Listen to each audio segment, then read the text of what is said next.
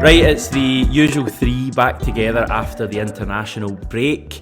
We're back for a new week. There is plenty to talk about at Celtic Football Club, both on and off the pitch. Scott, David, we have to start with the Dom McKay stuff. Me and John covered this extensively on the channel yesterday, so we're not going to go into it kind of too much, but I will get both of your thoughts. Scott, you're obviously the other side of the world. What were your thoughts when you heard this news? Absolutely shocked. Really, really shocked. I think everyone was at the time. No one's seen this one coming. Particularly, you think, even we were talking about it, Hamish and David, last week or the week before, going how positive the transfer window's been, what a good job everyone's done.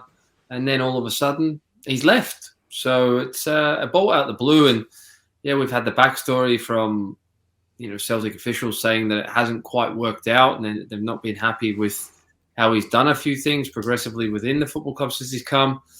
There's always two sides to these stories, isn't there, guys? And that's the interesting thing. Will we hear the other side of the story? Probably not. So will we ever know? Who knows? But the main thing is, and the most important thing is, the results on the pitch, guys. So and I think again it was really, like we talked about, important for Celtic to get back to winning ways. And yeah, it was sticky and it was tough, but all that matters, at the end of the season, no one will worry about that. It's 3 points in the bag and one step closer to getting back on the horse and chasing Rangers. Just before I get David in, Scott, when you talk about the fact that you had Celtic's side of the story coming out and we might not hear Dom McKay's side of the story, is that something you struggled with when you left Celtic, the fact that you maybe weren't able to get across the reasons for your departure? Yeah, look, I suppose so. I think when you're caught in those situations in professional environments, this is the norm. It's just part and parcel of the business, the game. I think it happens in all different industries that, there's that sort of Privacy Act within the contract that you sign. And when you terminate, there's certain clauses that are put in usually to make sure that both parties don't speak ill of each other, or else there'll be legal retribution from it. So, look, whether or not it doesn't look like it's ended in good terms, regardless of which way or who pulled the pin, which is a bit of a shame. And I guess now it's just a case of, right, who's coming next? Because I know we've got an intern at the moment. Does he take it full time? We'll wait and see. But I think the club needs that stability. I think we were finally thinking that was there after all the shake-up. The end of last season, everyone asking questions. Where's that? He's not coming in yet. Why is he not come in, till the end of the season? Why is there no football director? Why is there no manager? Why is there no players? Slowly but surely we're getting there, and because the results are on the pitch happening now, hopefully that will take a little bit of pressure off the board to finally get someone to get, in through those doors and actually start helping Ange as well, if that was the problem like reported. David, what were your thoughts on Dom McKay leaving? I thought it was a messy look. We were made to believe that Dom McKay was coming in and this was the dawn of a new era and that we were stabilising as a football club and modernising as a football club. And it's just over like that. That's what it felt like to me, like that. Everything was going fine and then click, he's away. Obviously, stuff in the background we don't know about. So you can't... I'm uncomfortable speculating too much about why he's left or being too forceful on maybe my personal opinion on why he's left. But it's a messy look. I think it was important that Ange Postecoglou came out and tackled it pretty appropriately, I would say, and showed his commitment to the club. He was pretty certain that he could still carry forward his plans. And I think that was vital for the fans to hear, because my immediate reaction after Dom McKay left was, goodness, what's a penny for Ange Postecoglou's thoughts here, because McKay was the man who was supposed to have brought him in. But he seems, well, certainly in the public eye, he looks very relaxed about the situation. He seems confident that he can press ahead with his plans. And to me, I'm trying to take solace in that. I'm really disappointed how it's ended with Dom McKay, but I'm not going to pretend it's disastrous for the football club. We probably won't know what the effects of this will be until well further down the line. So it's a shock, but to say it's a devastating blow, or it's a massive wrench in Postecoglou's plans, could be well inaccurate for all we know. So Yeah, a disappointing, I would say, because I quite liked how he came across, even if he did promise a lot of big things. And it's a shame. It's a shame how it's ended, but we have to press ahead. The team got 3 points at the weekend, which, by the way, always helps, whatever issue you have off the pitch. Yeah. So yeah, I think that's all I'll really say on it. To be honest, Hamish, I don't know enough about how this is going to affect the club to be too forceful. Scott, do players care about the politics at boardroom level? This is something I've always kind of wondered. Do they care about the direction the club is going off the park, or are they just interested on what's happening on the pitch? Brutally honest, no, they don't. They don't care. They don't really see that. And I think that's important anyway. I think if you're in a change room or if you're the manager that's leading that team, do you want them fully focused on what they're meant to be doing? And that's performing, getting results, going out and training, not worrying about all these side issues that are happening at the football club. They're not paid to worry about that side of it. They're paid to actually get out there, perform, and get the results that basically keep the club, in a great position and keep the fans happy and everything like that. They start getting involved or start thinking about the direction of the club. I think where you might get concerned as a player is if the players aren't coming through the building and why that's not happening. Why is the manager not getting the support? Why we're not spending the money to go and challenge, for instance, if Rangers are doing better than us at that time. I think that's when you start to get annoyed. But even then, you're not really voicing that opinion. I think that's just changing room talk. But with Dominic McKay's not been around long enough for any of that to really substantiate throughout the football club, I think the good thing is that from a footballing perspective, everything seems very stable right now. Obviously, Gordon Strachan coming through the door as well as an advisor. I think that's going to help, sort of steady the ship as well. And for someone, like Ange to lean on, I think that's hugely important. Someone that has the experience of being a manager, being under those pressures, more so than a Dominic McKay who can support you at boardroom level and with different finance things as a manager. But I think there's bigger and not to say better people than Dominic McKay, but more important people to what Ange needs right now as that manager that's going to help him, sort of lean towards and get advice for, during this, period of the season. How many dealings did you have, with key people in the Celtic board? I think you were at the club for 3 years. Are they in the dressing room from time to time? Is it purely when you join the club and when you leave? Yeah, look, I've seen Dermot on a couple of occasions, Champions League nights, particularly if we'd done amazing, like the AC Milan night, he'd come in. He wasn't one for showing his face too much, Dermot. He'd be at the games, but you wouldn't predominantly really see him. Nor would Peter. Peter really wouldn't come in a lot. They're in the background. You see Peter very much come up to the training ground, at least once a week. You might see Peter in and around the place, Mr. Lowell, as we used to call him. And the only real time that you would discuss anything was contractually. And it would always be with Peter. You talk to the manager, and then Peter was the board, essentially, because he passed everything back to the board when they discussed it. So you never really had dealings with them. I think, at times they, the likes of, we had John Reid came a lot. He travelled on the plane with us. Very interesting character. Loved speaking to him, particularly about politics. That's for another show. We'll avoid that, Scott. Yeah, exactly. But some interesting conversations there. But likes of that would come on the European away trips, and you would have a conversation. But there would never be anything of speaking about club issues or where the club's going or anything like that. Basically, as a player, you're always just focused on the main thing, and that's performing, because that's what's asked of you. David, I'm not actually surprised to hear Scott saying that, because if you're thinking about the things that might motivate a footballer, for me anyway, and I played at a very basic level, so Scott, correct me if I'm wrong here, your wage is going to probably be quite a big thing. The team winning is going to be quite a big thing. The manager and your teammates. So, David, it's not surprising to hear that the boardroom stuff that we kind of care about a lot as fans doesn't really register too much with the players. I can't imagine what topic of conversations outside of contractual matters players would want to have with the CEO anyway, or the chief executive. What bonuses? Bonuses. That's contractually though, isn't it? Again, really. Yeah. So it doesn't surprise me either. And we've brought in a lot of new players who've maybe maybe dealt with McKay coming in and all the rest of it, but I still don't think there'll be much of a relationship there. They're only just in the door. So I don't think, I don't think it'll break anybody's heart at the club that he's left. And again, I think we're seeing the importance of having an experienced manager. So nothing people forget. Ange Postecoglou is a really experienced manager.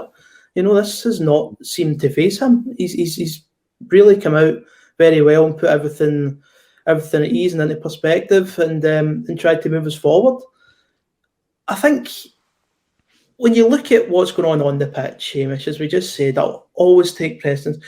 A lot of the off-field issues last season wouldn't have arisen if we were winning games regularly. A lot of the stuff that maybe at face value didn't have a lot of connection to the results and were issues that are bigger issues that we as supporters had, they probably wouldn't have been so strongly pushed last season had that team been winning games. Yeah. So Ange Postecoglou will know that if he can get this team on a good regular run of results over the course of September, a lot of people have forgotten about Dominic McKay come October. That's my view on it.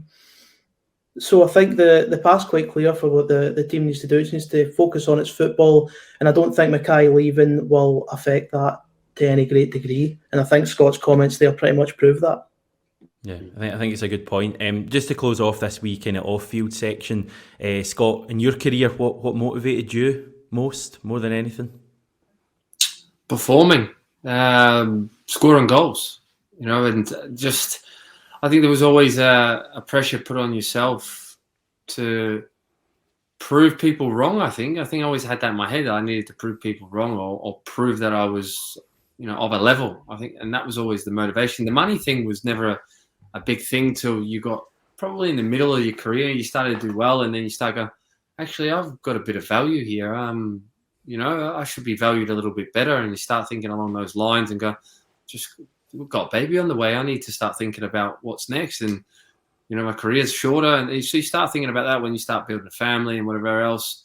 But definitely at the beginning and particularly when I first signed for Celtic, it just didn't matter. It was like, where did I sign? I knew I was getting good money anyway. I was always going to, live a nice, lifestyle at that time. So it was just like, just let me get through the door and just let me get going. It was like I always put it in the terms of a little kid in a sweetie shop. You don't know where to turn. It was unbelievable just to be in there, and you're thinking, just grab everything. It's amazing, but you just can't grab anything because you're just like, there's too much to choose. And that's what it was really like for me when I moved to Celtic. But as you go along and you start to do well, and probably as what happens is people get in your ear a wee bit, and you start to get your head turned, and that happens at a lot of big clubs. I think it's more prominent now, even at a younger age, than what it was from when I came through. It was kind of like you knew the yards you had to do to get somewhere, and there was a yardstick where you thought, yeah, I finally got to that point. All right, there's another yardstick, got to get there. But now, like, there is no yardsticks. Like, you can go from 0 to 100, like, as an 18-year-old. And the expectations are always there with the younger players, and agents always think that they can get them that. So it's a little bit different. The plastic side of things in life is much the materialistic things, particularly for younger players, because it's social media and everything else now. It's very, very prominent. They want it straight away. There we go. Scott McDonald, motivated by goals. That could be the title of your book whenever you bring it out at some stage, Scott. Can we chat about another guy that's probably motivated by goals? Albian Ajeti scored a double at the weekend. I'm still struggling to work out exactly what kind of striker Ajeti is. Scott, is he your kind of striker, quite similar to the way you played, or how do you kind of look at him? I think he's been compared to me on a few occasions. I don't see it. Maybe because of the stature thing more than anything. Look, he's still got a lot to prove, hasn't he? But I've got to say it's a real positive that, obviously, with Kyogo out, getting a double, hopefully it gives him the confidence. I think he needs games, guys. I really think like all strikers, I think you need a good run in a team. Whether or not he's going to get that, though, that's another question. You have to perform at a level, and he has to be able to do all the other stuff that Ange is asking of him before we even get on the ball.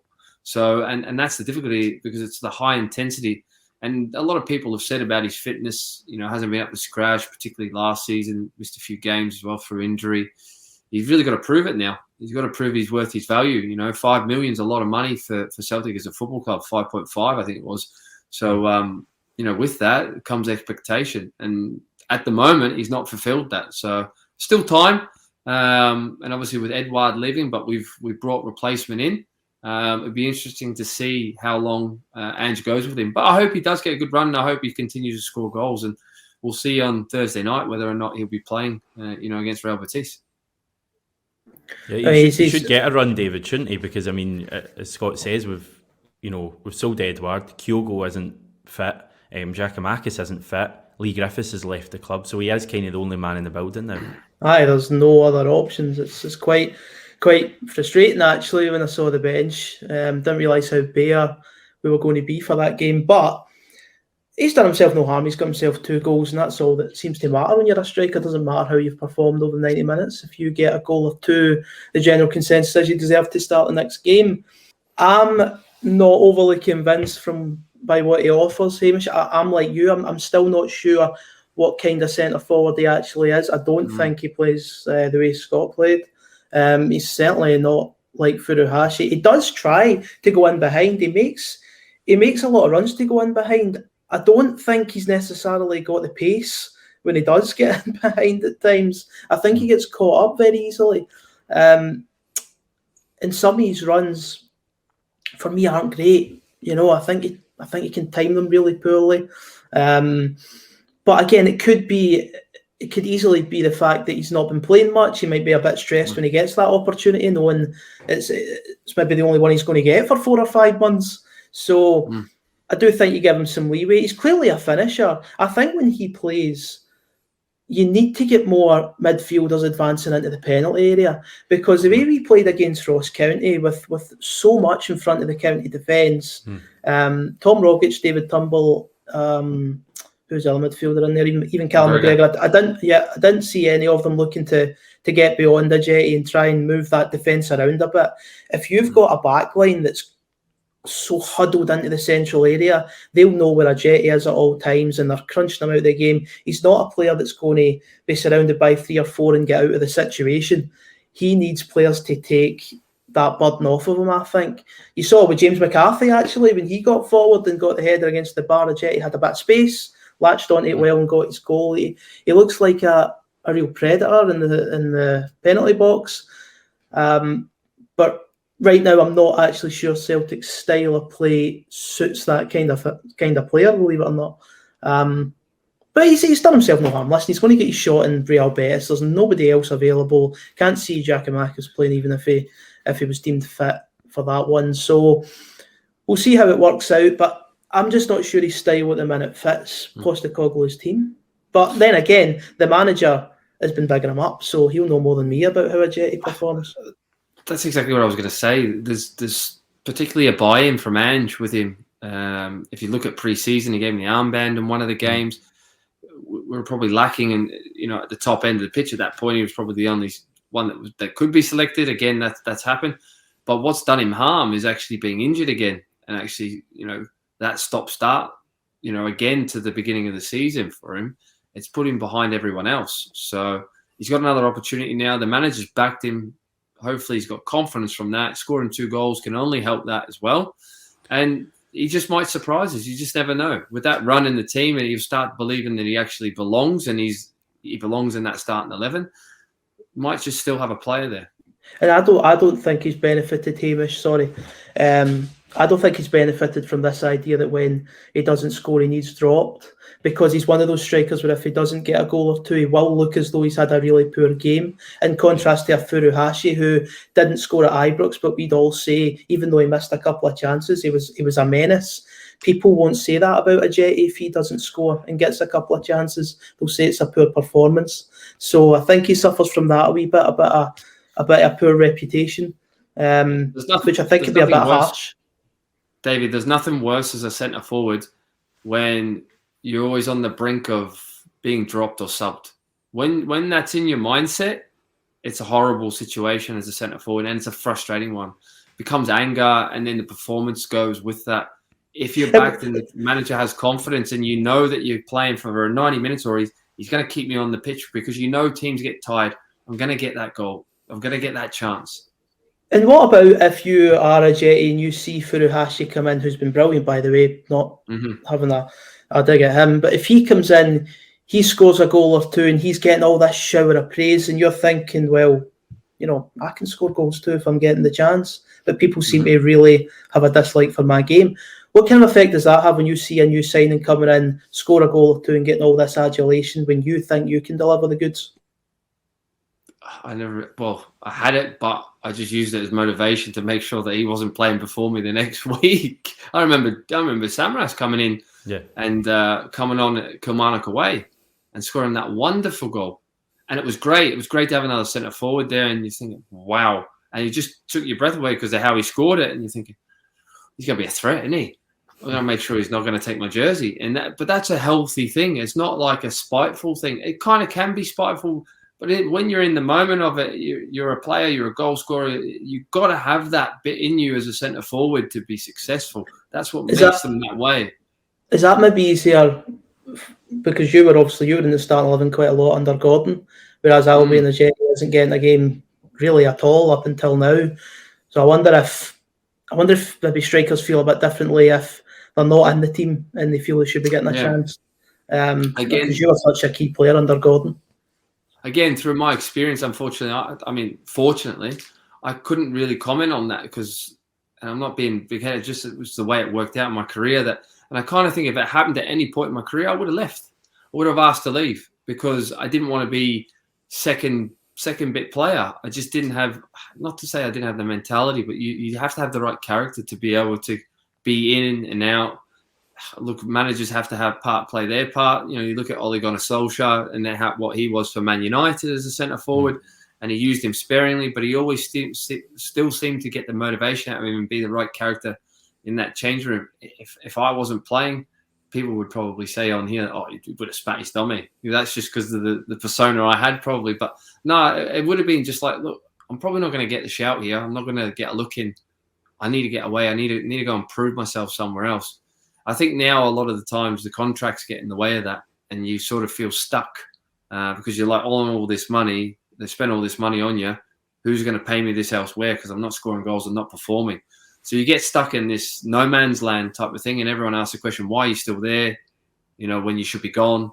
Well, it's because no one's going to take me. No one wants to pay that price for me. I'm on X money. So you end up getting this player who becomes stale and loses belief and loses interest within the club because he's not actually part. And that's where the manager has the biggest key integral role. And I think he's doing brilliant things at the moment in terms of doing that with all the players that are there. And he already categorically said, if you don't want to be here, then you can go. He's done it already, done it with some key players, so he won't be afraid to cut you if that's the case. But at the moment, he's certainly got the buy-in and it looks like he's got it from Ajeti as well. Well, 2 goals on Saturday seems to show that. 2 kind of poachers goals as well. I thought the first goal especially, really good header. Probably didn't appreciate how good a goal it was being at the game, but having seen it afterwards, I kind of had the impression that he couldn't really miss it, but it was actually quite a good header to get up and nod it into the net. That's what the league table looks like for all you people watching at home. We're still away in 5th in the table, guys, so we kind of need to put that right pretty soon because Celtic shouldn't be 5th in the table. But before we get back to Premiership duty at the weekend, we've got a big game on Thursday night against Real Betis in Spain. 5:45pm kickoff. Just note that kickoff time. How are we feeling about this one, Scott? Is a point an achievable result for Celtic? Look, it possibly can be. I'm just here for the ride with this one, guys. I'm just going to enjoy the Europa League because it was kind of like one of those things didn't really expect after being knocked out of the Champions League qualifiers. You're thinking, well, it's going to be pretty tough to get, considering who we have to play to get to the Europa League stages. But they've done fantastically well. And I think it is a new squad generally. So it's almost like a rebuild of trying to build that experience again throughout your squad to go forward into bigger European nights and moments, hopefully. But again, who's to say that they won't do well in this campaign? And I think a lot of the fans' attitude will be that as well throughout this, that it's kind of an experimental one. It's a free hit. Let's go and enjoy it. Let's go and take some scalps. And I think tomorrow night will be exactly that. And I don't think Ange will back away. I think he'll you'll have a go. But on paper, they're a super side. You look at their squad and the quality they've got in it. They've got an excellent manager in Pellegrini, who's been around the block more than once. So, it'll be a really tough night. But going back to Seville will be special. I feel quite relaxed about it as well, this whole campaign. Probably part of that, Scott, the fact that we've got a new team.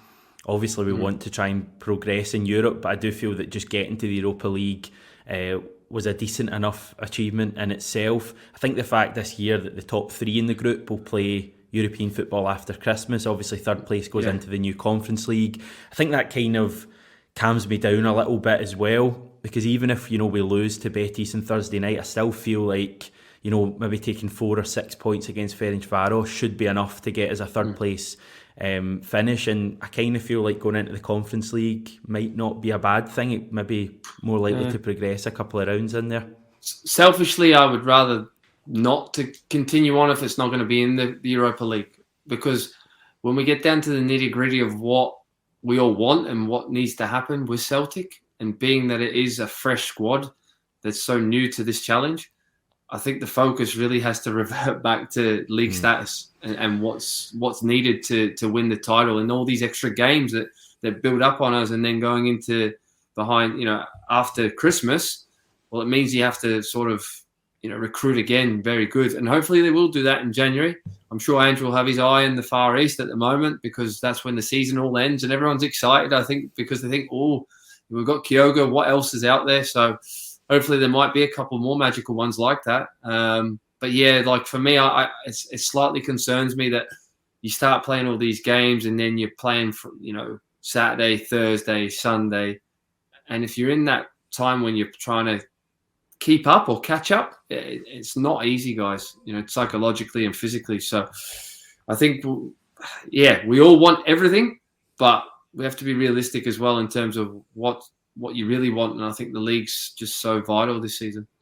Nah, I've got no time for being realistic at all, Scott. I want all 4 trophies. I want the quadruple in Ange's first season. I want us winning a European trophy. So, I take your point on board. In terms of Real Betis, they've only played 3 games this season, guys, which seems a bit strange. They didn't have to play any European qualifiers. Only 3 in the league to this point. They play their 4th tonight, actually, like in a regional derby against Granada. That's a 9 p.m. kickoff Scottish time. 10 local time, so it's quite a late game in Spain.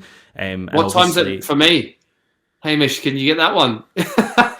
What is it? Is it 10 hours from here? 6 in the morning? It's 9 at the moment, mate. So yeah, it will be around about 6 in the morning. Are you going to get up for it? You're going to set the alarm for Betis Granada, Scott? That's no, not for that one, but I certainly will for Friday morning, mate. To be good. Interesting comments, David, from Manuel Pellegrini, having a bit of a go at the Spanish football authorities for the scheduling of the match, and also saying that the game tonight against Granada is the priority for Betis this week. As I say, it's a regional derby, 2 kind of teams who will be going for the European spots probably in La Liga. So he's very much putting the emphasis on the game against Granada rather than Celtic, and that can only be good news for us. Aye, I've heard that before, Hamish, to be quite honest. There's been a few European managers that start these kind of, I suppose, I don't know if they're mind games. It could be generally letting off some steam, but from his perspective, I can see what he means. I mean, if they're playing Monday night and they've got to prepare for Celtic less than 72 hours later, I think he's actually got every right to have a wee moan about how La Liga have scheduled them this weekend. I've long since stopped looking at positive narratives in terms of players that might be out injured or, having a day or 2 extra to prepare. This is Celtic in Europe, we prepare for the unexpected. I think that he's done a superb job there, by the way, Manuel Pellegrini. I think he came in when they were 15th or 16th in the Liga, got them up to 6th after one season. He's managed to keep more or less the bulky squad available. I think the only big departure for them was Emerson Royal at Barcelona. And when you look at their squad, I mean, it's pretty formidable. They've brought Hector Bellerin in, which they're all buzzing about over there, and they're going to look to absolutely take the game to us, I'm sure, on Thursday night and give themselves a nice morale boost. There's no way Real Betis are looking at the Celtic game on Thursday night and going, never mind about that. We've got Granada on Monday night. We need to prepare for the league. No chance.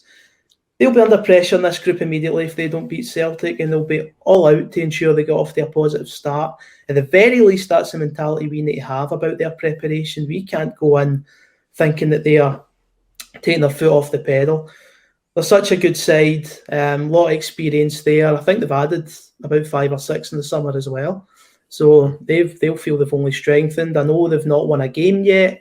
So what? It's 3 games in the league and one of them was against Real Madrid, I think I give them a bit of leeway. It's just like us being 5th in the table. I'm not overly concerned about it just now. So it's going to be a really tough game. I get some buzz out of these European games, home or away. I absolutely love them. They're not, it's not your bread and butter, of course, like Scott says. I totally agree. The league is the main priority. I would sacrifice a win on Thursday night if we went on a nice run in the league. So, yeah, but it's a nice distraction. I always find it a good change of pace, the European games. I think if I want us to be competitive in Betis, I don't want us to turn up and struggle to lay a glove on them, get one chance in the game or anything like that.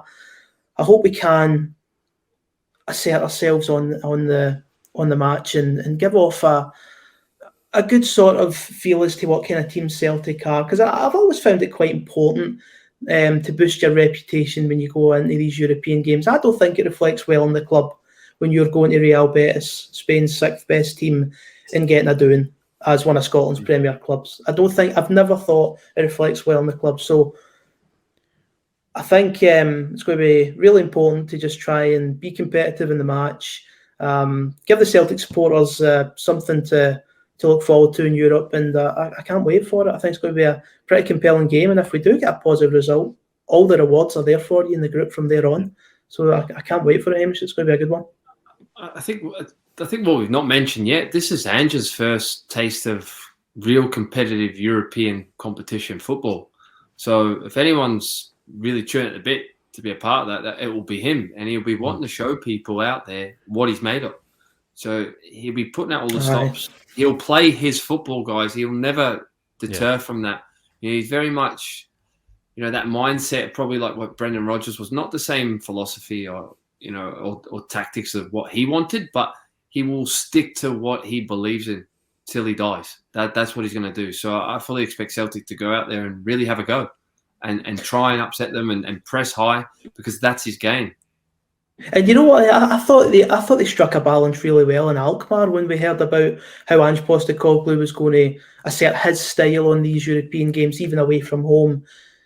I looked at that match and thought that looks like a disaster, going over there and doing that. I just imagined us getting caught out of the back, Alkmaar using their pace in the flanks and scoring 3 or 4.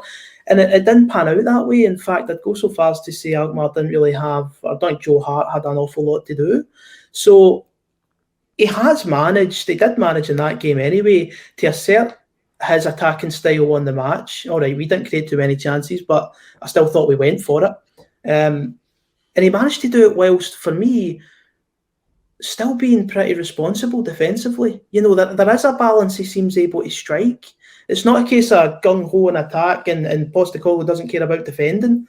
He has his defence pretty well drilled. I thought we dealt with the last half an hour, 45 minutes even in Alkmaar really, really well from a defensive point of view. And they did try to tweak things to be a bit more threatening on the attack, which I love to see. So I'm not as fearful going to Betis and hearing that Ange is going to try and assert his style again in the match, because I think we saw in Alkmaar that he's not silly. He knows fine well the importance of a solid defence, and he's going to put a lot of responsibility in the back line too. Yeah, one more thing before we crack on, Hamish. It's just reverting back to Ajeti here, though, and you think about Alkmaar and you think about the performances Kyogo's put in, particularly in those away games, and his movement and his pace. So they're going to have that outlet, come Thursday night. That's a real difficulty and a worry for me. And even with Christie not on the side, you've just touched on someone to be running off, your strikers or having that pace. There's really going to be a heavy reliance on Abada come He's the only Thursday one that night. really goes in behind. Jota Because doesn't really. Comes to feet. Short. Yeah. And he'll want to wiggle with a ball and wriggle, So, yeah, that's the only probably concern in terms of that style that Ange is going to want to play, particularly when they get the ball and where they want to go very quickly. Have they got the personnel to be able to damage Real Betis in those moments? We'll wait and see, I guess. Celtic star man on Thursday, guys. Adam Montgomery. I'm calling it now. I think he's going to have a great game. I think the guy's an absolute star. I think he'll start at left back because I don't think Greg Taylor's going to be around, and I think it could be his David Marshall in Spain moment, obviously for an outfielder as opposed to a goalkeeper. No pressure then. Here's hoping. Betis play Granada tonight, 9 p.m. Live on La Liga TV if you're in Britain. And just a wee brief recap on the other Europa League teams. We'll kind of do this every week. Leverkusen, they took the lead 3 times but lost 4-3 to Borussia Dortmund on Sunday. How about that? Imagine taking the lead 3 times and still losing the match at home. Ferencváros, they beat Honved 1-0 away from home. They're now 6 points off top spot, but they do have 2 games in hand. They're kind of hitting a bit of form. And they obviously face Leverkusen on Thursday night. I don't know if that'll be in Hungary, I assume. No, it'll be in Germany, won't it? Because Leverkusen come to us after. So, yeah, interesting week, guys. It's been great to have you on the channel again. Thanks, everyone, for watching this. Remember to subscribe to 67 Hail Hail as well. And we'll be back very soon.